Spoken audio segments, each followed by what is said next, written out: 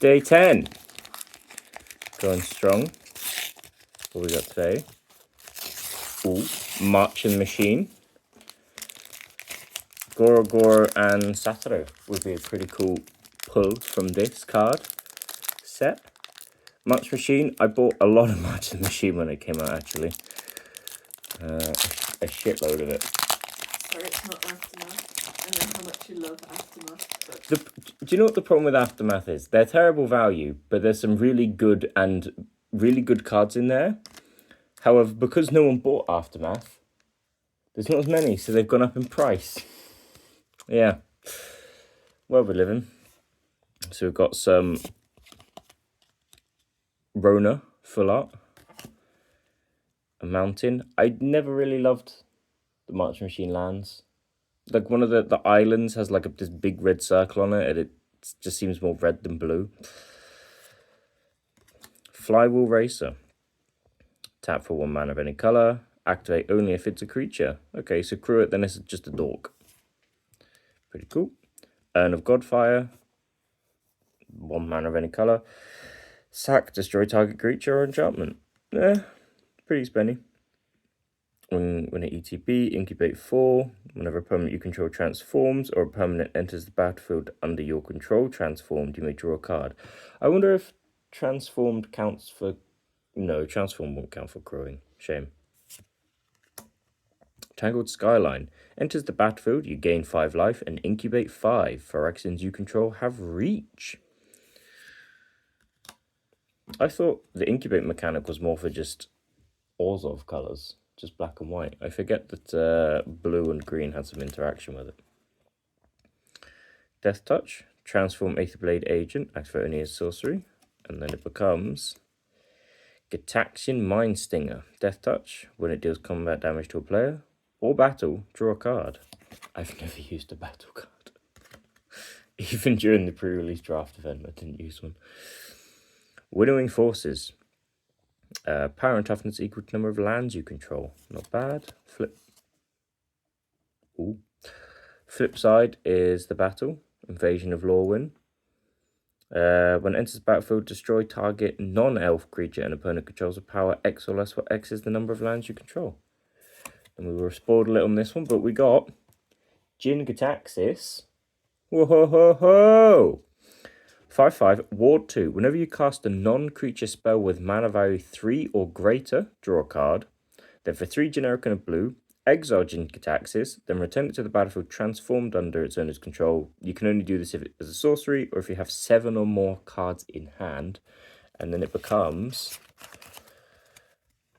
a Saga.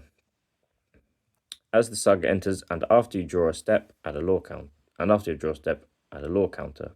So step 1, draw cards equal to the number of cards in your hand. You have no maximum hand size for as long as you control the Great Synthesis. Next step, return all non-Phyrexian creatures to their owner's hand.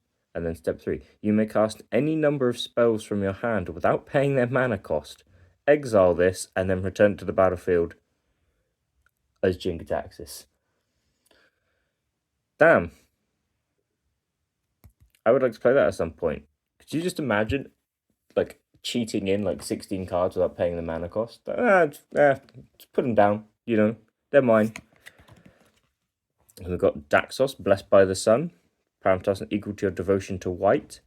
Oh, just his toughness is equal to your devotion to white. Whenever another creature you control enters the battlefield or dies, gain a life. Pretty cool. Oh, I don't think I've seen this one. That's quite cool art. Grimgrin Corpseborn. When an ETB is tapped and doesn't untap during your untap step, sacrifice another creature to untap Grimgrin and put a 1/1 counter on it. Whenever Grimgrin attacks, destroy target creature defending player controls, then put a 1/1 counter on Grimgrin.